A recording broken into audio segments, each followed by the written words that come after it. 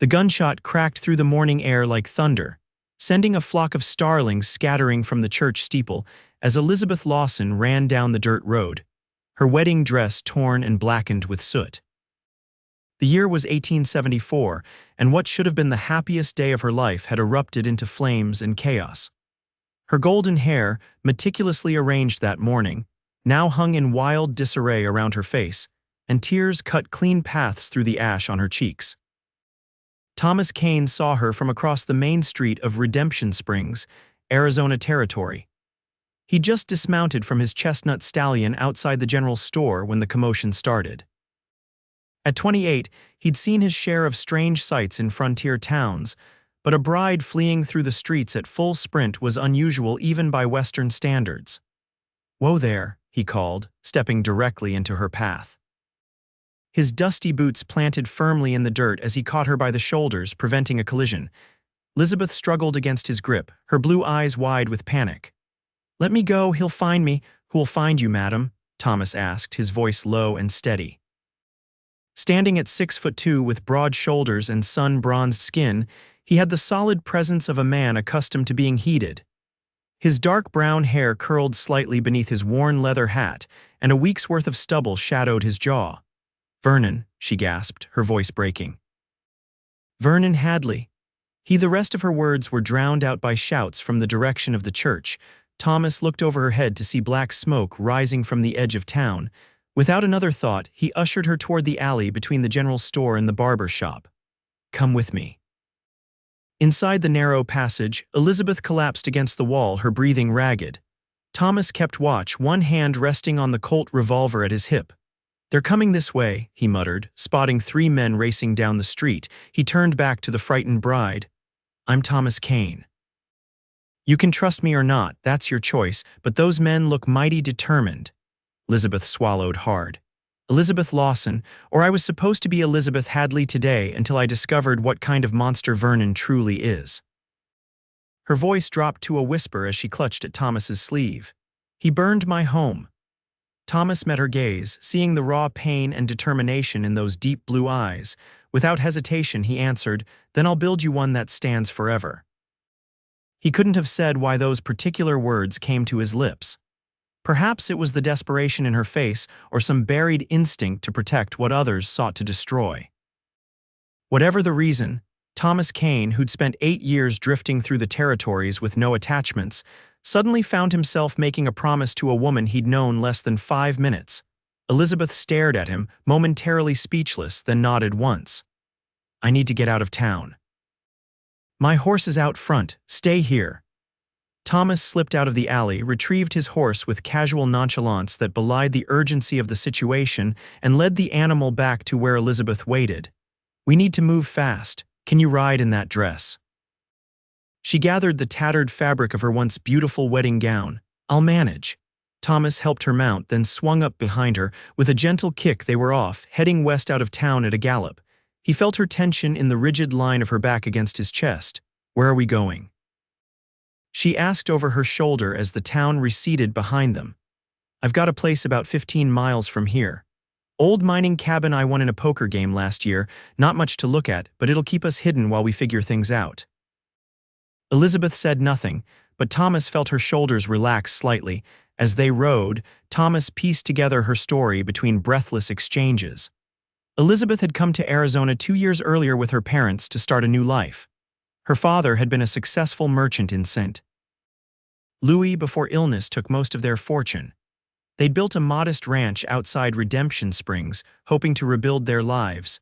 Vernon Hadley, the son of the wealthiest cattle baron in the territory, had begun courting Elizabeth 6 months ago. At first, he'd seemed charming and generous, offering her father a business partnership that would save their struggling ranch. "My father died 3 months ago," Elizabeth explained as they picked their way through a narrow canyon. "Pneumonia. My mother passed last year." Vernon proposed immediately after the funeral, said it would honor my father's memory. Her voice hitched. "I was alone. I thought he loved me." "What changed?" Thomas asked, guiding his horse around a boulder. "Last night I overheard him talking to his father. They never intended any partnership. They wanted our land because it controls access to the river." Vernon admitted he'd sabotaged our fences, let his cattle destroy our crops. Her hands tightened on the saddle horn. He laughed about marrying me being cheaper than buying the land outright. Thomas felt a surge of anger. So you confronted him, this morning, before the ceremony. She faltered. He didn't deny it, said I should be grateful a Hadley would stoop to marry me at all. When I tried to leave, he grabbed me, said I'd signed papers already, that the land was as good as his. We struggled. I managed to break free, but as I ran, I saw smoke rising from the direction of my ranch. They crested a ridge and Thomas reined in the horse. Below them stretched a vast expanse of desert, golden in the afternoon sun. Your ranch is to the east of town, isn't it? Elizabeth nodded, tears welling in her eyes. My home, everything I had left. The Hadleys don't take kindly to being crossed, Thomas said grimly. Old man Hadley has half the county officials in his pocket, including the sheriff. What am I going to do? The vulnerability in her voice tugged at something deep in Thomas's chest. First, we get somewhere safe, then we figure out the rest. He urged the horse forward again. One step at a time, Miss Lawson. By sunset, they reached the cabin tucked against the base of a rocky hillside, nearly invisible among the scrub and juniper trees. It was small, just one room with a stone fireplace, rough-hewn table, 2 chairs, and a narrow bed in the corner. It's not much, Thomas said apologetically as he helped Elizabeth down from the horse. She stood in her ruined wedding dress, surveying the humble dwelling. It's perfect, she replied. No one will think to look for me here. While Thomas tended to his horse, Elizabeth explored the cabin. Despite its rough exterior, the inside was surprisingly neat. A few books sat on a crude shelf, tinned foods lined a small cabinet, and everything was clean if sparse. You live here? She asked when Thomas entered, carrying his saddlebags, sometimes. I work odd jobs, ranch hand, freight hauling, whatever pays. I'm gone more than I'm here. He set a bundle on the table. There might be some clothes that would fit you in that trunk by the bed. Previous owners, I reckon, never got around to clearing them out. Elizabeth found a simple cotton dress, faded but clean. Thomas tactfully stepped outside while she changed, returning when she called to him. The dress was a bit large, but with the belt cinched tight, it would serve. Thank you, she said, folding her ruined wedding gown and setting it aside. For everything, you didn't have to help me, Thomas shrugged. Couldn't very well leave you to the wolves. He busied himself starting a fire in the hearth. Are you hungry? They ate a simple meal of beans and jerky, sitting at the rough table as night fell. Elizabeth told Thomas more about her parents, about the dreams they'd had for their new life in Arizona, and how she tried to keep their ranch going after they died. Vernon seemed like salvation, she admitted. I was drowning in debt and grief, and he offered a way out. Men like Hadley prey on folk in desperate straits, Thomas said. I've seen it before. What about you? Elizabeth asked. How does a man like you end up alone in a mining cabin? Thomas was quiet for a long moment, poking at the fire. War changes a man. After Gettysburg, I couldn't stomach going home to Pennsylvania. Too many ghosts. His voice was matter-of-fact, but Elizabeth sensed the depth of pain beneath the words. Headed west instead, been drifting ever since. No family, parents died when I was young. Raised by my uncle, who wasn't exactly the nurturing type. He offered a wry smile. Suppose that's why I recognized trouble when I saw it today. One abandoned soul knows another. Elizabeth studied him across the firelight. You're not what I expected. What did you expect? I don't know. Cowboys have a reputation. Thomas laughed, a warm sound that filled the small cabin. Don't believe everything you read in those dime novels, Miss Lawson. The tension of the day began to ease, but reality couldn't be held at bay forever. They'll be looking for me, Elizabeth said finally. Vernon won't let this go. No, he won't, Thomas agreed, but we have tonight to rest. Tomorrow we'll figure out our next move. He insisted Elizabeth take the bed while he slept on a bedroll near the fire. Despite her exhaustion, sleep came fitfully to Elizabeth. Every creak and rustle outside startled her awake. During one such moment, she found Thomas sitting up, his gun across his lap, watching the door. You should sleep, she whispered. I'm fine, he replied. You're safe here. Somehow, Elizabeth believed him, and she finally drifted into deep sleep. Morning brought clarity and the sobering reality of their situation. Over a breakfast of coffee and hardtack, they discussed options. I could try to reach my cousin in California, Elizabeth suggested. But I'd need money and everything I had was in the ranch. And Vernon likely knows about your cousin, Thomas pointed out. First place he'd look, Elizabeth sighed. I can't keep running forever and I can't ask you to risk your life for me. You didn't ask, Thomas said simply. I offered. Why? The question had been burning in her mind. Why help a stranger at such risk to yourself? Thomas was silent for a long moment, turning his coffee cup between his palms. During the war, I saw men at their worst. After I promised myself I'd try to be better than what I'd seen. Sometimes that's all a man can do, try to be better today than he was yesterday. Their planning was interrupted by the distant sound of hoofbeats. Thomas was on his feet instantly, moving to the window. 3 riders, he said, his voice tense, coming up the trail. Elizabeth's heart hammered in her chest. How did they find us so quickly? Someone in town must have seen us leave together. Thomas grabbed his rifle from beside the door. There's a root cellar under the floor, small, but it'll hide you. What about you? I'll handle them. Get in now. Thomas helped her into the small space beneath a trapdoor, covered by a worn rug. It was dark and cramped, smelling of earth and potatoes. Elizabeth heard him replace the rug and slide a chair over the spot just as the riders approached. Through the floorboards, she could hear muffled voices. Kane, you in there? A heavy fist pounded on the door. What can I do for you, gentlemen? Thomas's voice was casual, but Elizabeth could detect the tension underneath. Looking for a runaway bride, Hadley girl, seen her, can't say that I have. Don't get many brides out here, runaway or otherwise. Mind if we look around? Actually, I do mind. This is my property. A new voice, colder than the first. We're deputized by Sheriff Collins. Either you let us in or we'll consider you harboring a fugitive. Fugitive. Thomas sounded genuinely surprised. What's she supposed to have done? Theft. Took valuable property belonging to Vernon Hadley. Now step aside. Elizabeth held her breath as heavy boots thumped across the floorboards above her head. She heard them moving around the cabin, opening the trunk, checking the small cupboard. Satisfied? Thomas asked when the search concluded. For now, the cold voice replied. But we'll be watching you, Kane. Word is you rode out of town with a woman yesterday. Mighty coincidental. That was Miss Jenny Parker from the Lucky Strike Saloon. Taking her to visit her sister in Tucson, left her there and came straight back. There was a pause. We'll check that story. You do that. Now, if you'll excuse me, I've got work to do. The men left, and Elizabeth counted to 100 before she heard Thomas move the chair and lift the trapdoor. His face appeared above her, lined with concern. They're gone, but they'll be back. They don't believe my story. Elizabeth climbed out, brushing dirt from her dress. What do we do now? We need to find proof of what Hadley did. Without it, it's your word against his, and in this territory, his word carries more weight with the law. Proof. Elizabeth frowned. Everything I had was in the ranch house, not everything. Thomas's eyes lit with sudden inspiration. You said your father was a merchant. Did he keep business records? Yes, of course. He had a strong box. We buried it under the floorboards when we heard bandits were in the area last year. After he died, I never moved it. Would there be anything in there about the deal with Hadley? Elizabeth nodded slowly. Father kept copies of everything, letters, contracts, even notes from meetings.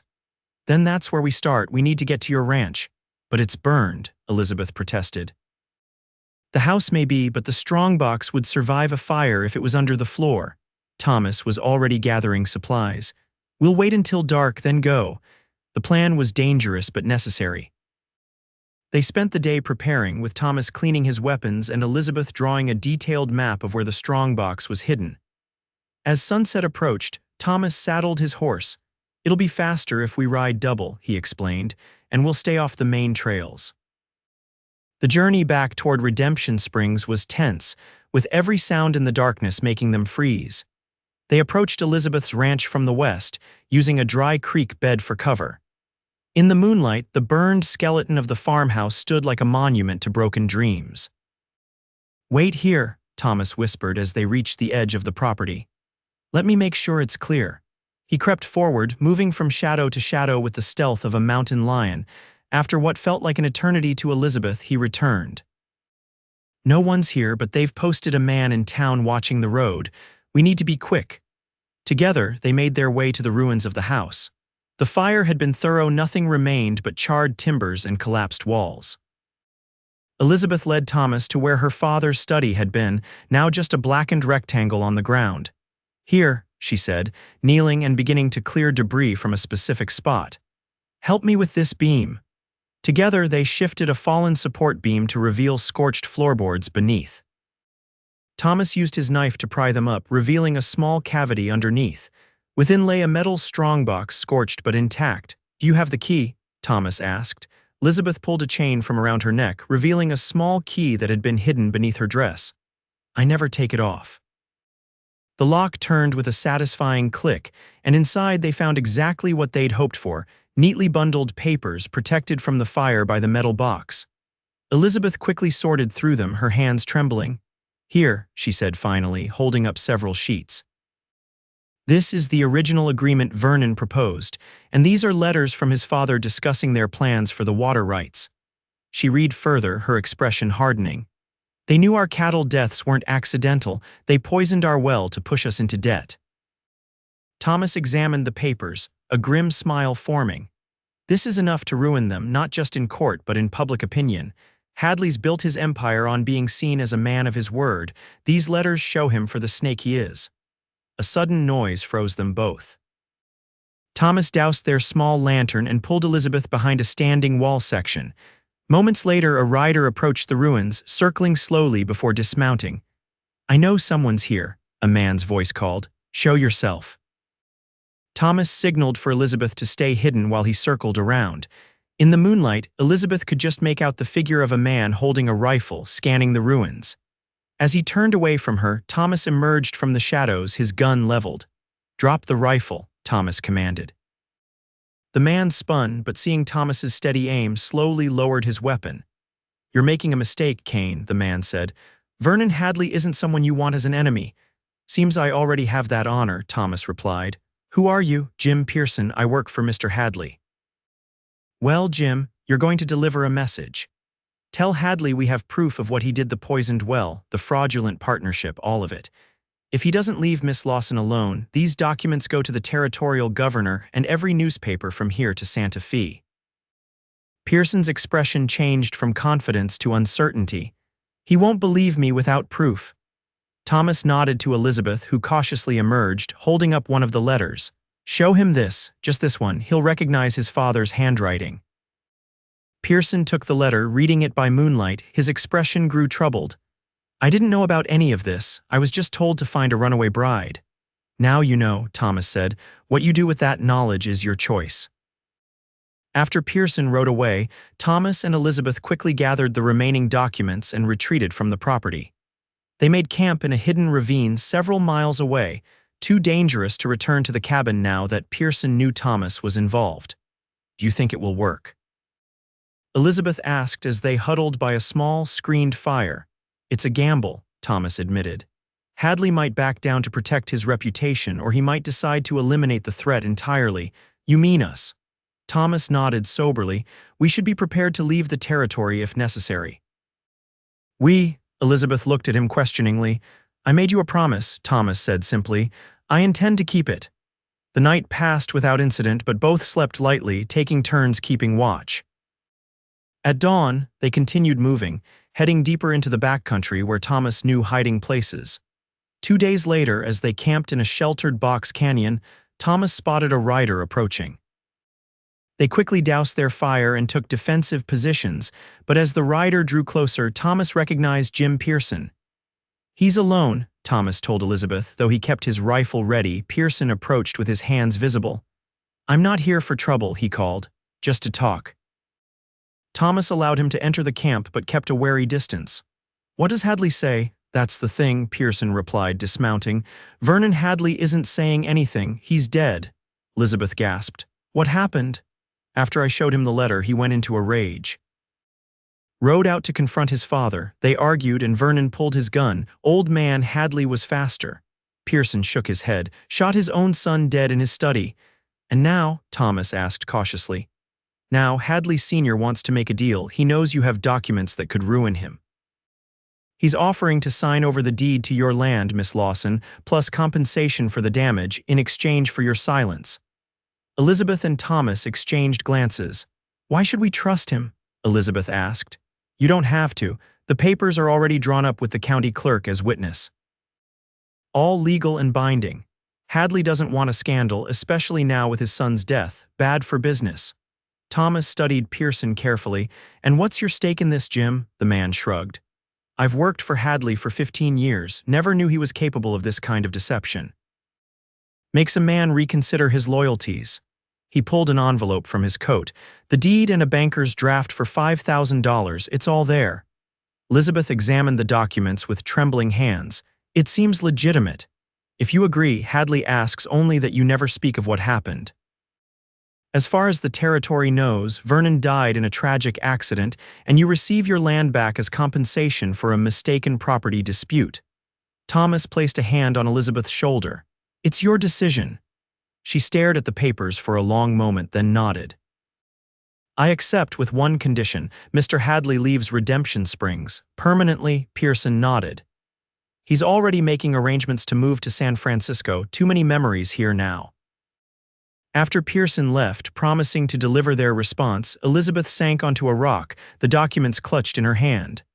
I can hardly believe it's over. Do you think Hadley will honor the agreement? Thomas asked, with these documents as insurance. Yes, I think he will. She looked up at Thomas. But my house is still gone. Thomas's eyes held hers. I made you a promise, remember? I'll build you one that stands forever. The weeks that followed were transformative for both Elizabeth and Thomas. They returned to her land to find the rubble already cleared away, Hadley's final gesture of restitution. With the compensation money, they purchased lumber and supplies from a neighboring town to avoid the gossip in Redemption Springs. Thomas revealed unexpected skills as a builder, having worked on construction crews during his travels.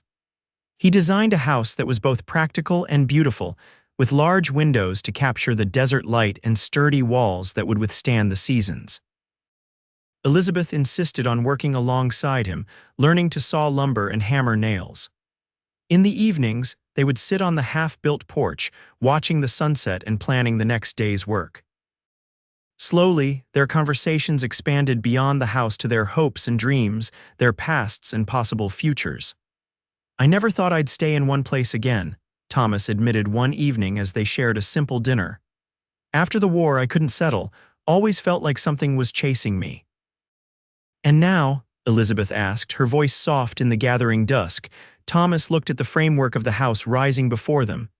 Now I'm building something, it feels different. As the summer progressed, so did their relationship. What had begun as an unlikely alliance in a moment of crisis evolved into friendship, then deepened into something more profound. Thomas found himself watching Elizabeth when she wasn't looking, the determined set of her jaw as she measured boards, the way sunlight caught in her hair, the quiet strength that had carried her through tragedy. Elizabeth, for her part, discovered in Thomas a man unlike any she had known, honorable without fanfare, strong without dominance, kind without expectation. He kept his promises, not from duty, but from an innate integrity that defined his character. When the house was nearly complete, Thomas rode into town and returned with a package wrapped in brown paper. "What's this?" Elizabeth asked as he handed it to her. "Open it and see." Inside was a beautiful cast iron sign that read Lawson Ranch in bold letters. "For the gate," Thomas explained, "every proper ranch needs a sign."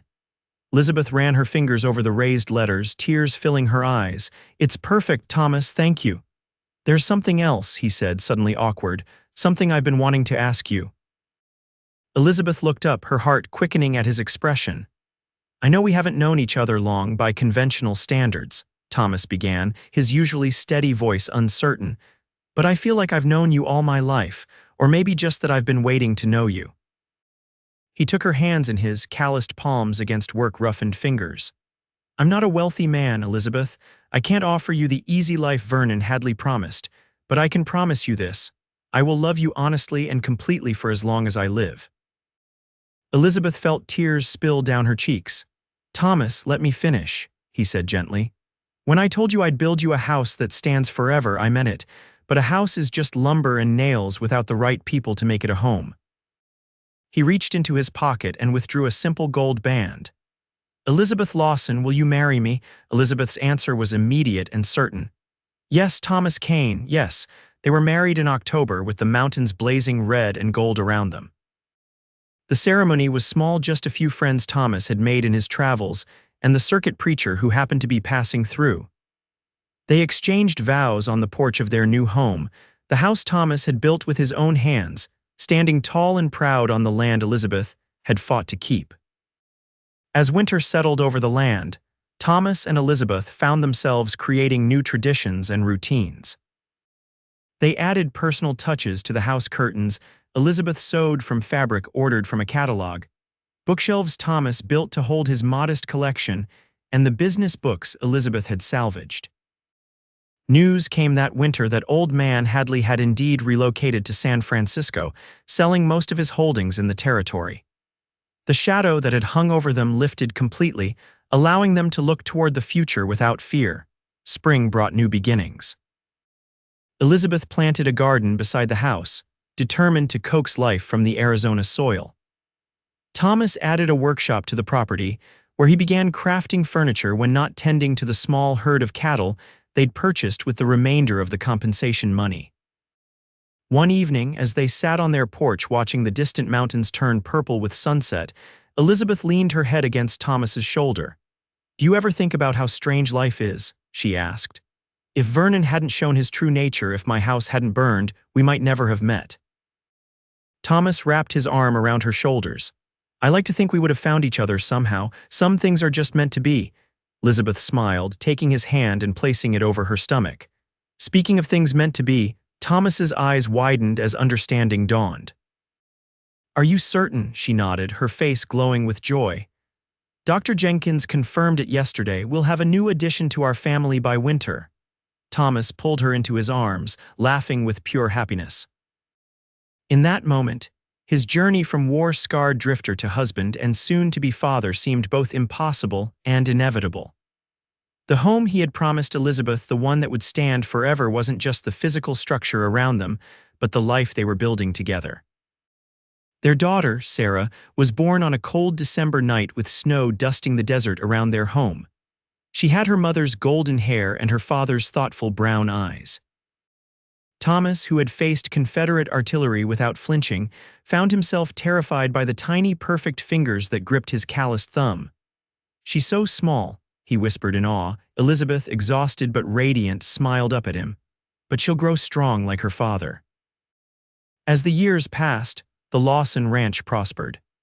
Thomas's skilled craftsmanship became known throughout the territory, bringing commissions for custom furniture that supplemented their ranching income. Elizabeth's head for business transformed their modest cattle operation into a successful enterprise. They added a son, Michael, 2 years after Sarah's birth, completing their family. The house Thomas built weathered storms, both literal and figurative. When flash floods washed through the valley in 1879, it stood firm while others crumbled. When drought parched the land in the early 1880s, its deep well provided water when neighbors' wells ran dry.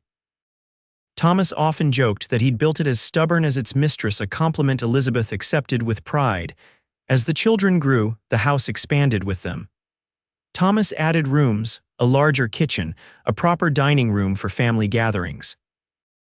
Each addition was constructed with the same care as the original structure, each beam and board a testament to his enduring promise.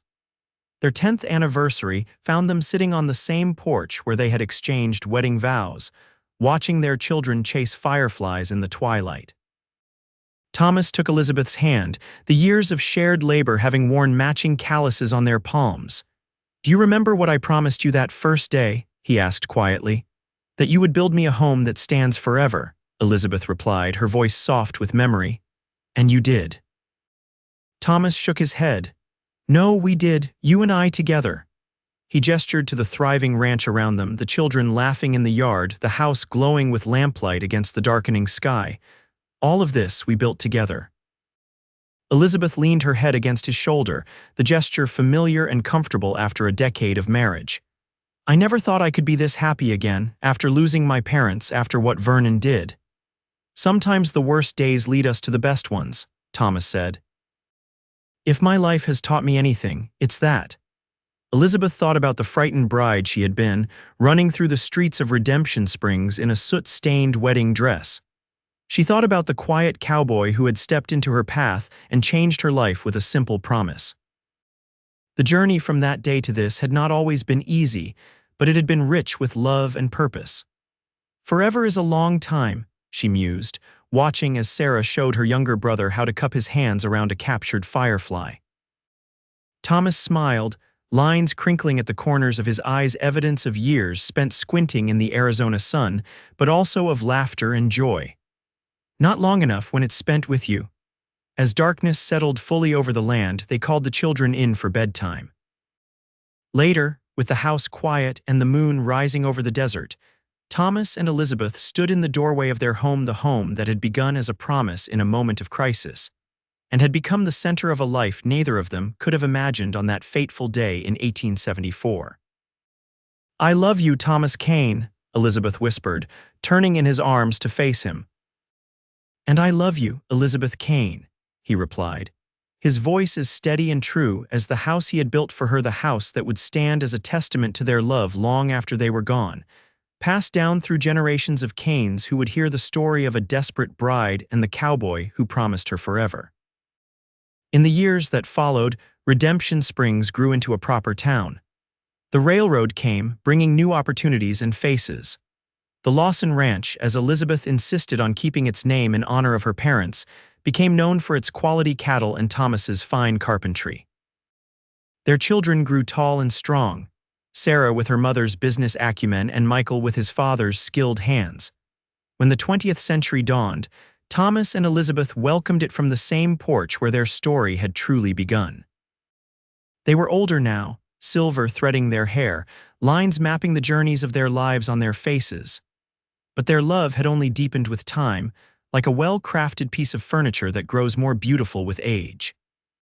"Do you ever wonder what would have happened if you hadn't been in town that day?" Elizabeth asked, her hand still fitting perfectly in his after all these years. Thomas smiled, the same smile that had first won her heart. "No, because then I would have missed the greatest adventure of my life loving you." The house Thomas built still stands today, though the name on the gate has changed with successive generations. But those who know the story say that on quiet evenings, when the desert wind whispers through the juniper trees, you can almost hear the echo of a promise made long ago, a promise of a home that would stand forever, built by a cowboy for his bride.